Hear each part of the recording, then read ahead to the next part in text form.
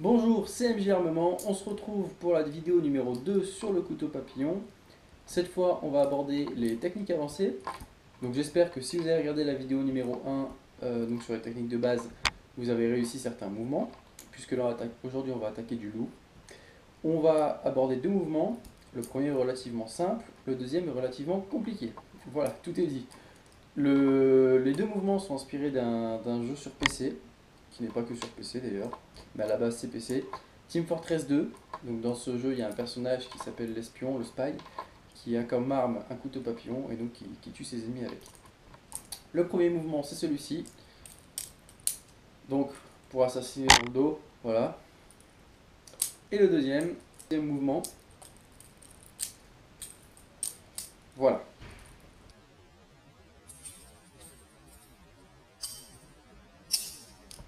Donc c'est parti, on va attaquer sur le premier. Donc il est relativement simple celui-là, il suffit juste de réussir à le faire vite. Donc on part comme d'habitude, hein, la branche qui ne coupe pas, pouce et index. On va tout simplement lancer le couteau comme ça, mettre son index là, ramener et mettre son pouce comme ça, afin de faire un mouvement de levier sur le couteau qui va faire ça. Vous voyez? Puis après, c'est la position. Comment dire? Le mouvement est fini. Donc on recommence comme ça, tac, et là, hop. Voilà. Donc celui-là est relativement simple en fait, hein. J'aurais presque pu d'ailleurs le mettre dans la première vidéo. Voilà. Par contre, le deuxième il se complique à la dernière étape évidemment, où on fait tourner autour du pouce. Là d'ailleurs, il faut s'entraîner au-dessus d'un matelas ou quelque chose qui va amortir. Sinon, vous allez bousiller votre couteau et vous faire engueuler par les voisins à cause du bruit. Donc, pour la deuxième technique, c'est pareil. On prend la branche qui ne coupe pas. On fait ça.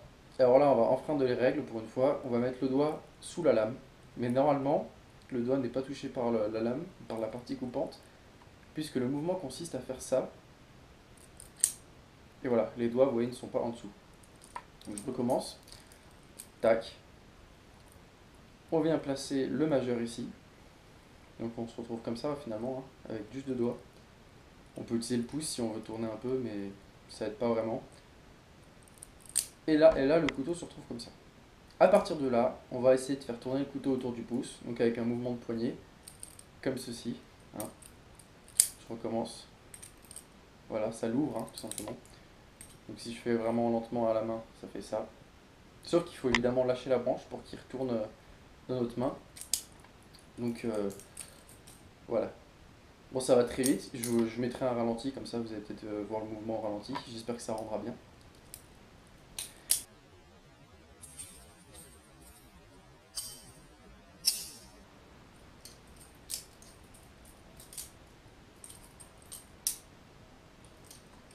Je recommence. Donc on fait comme ça. Voilà.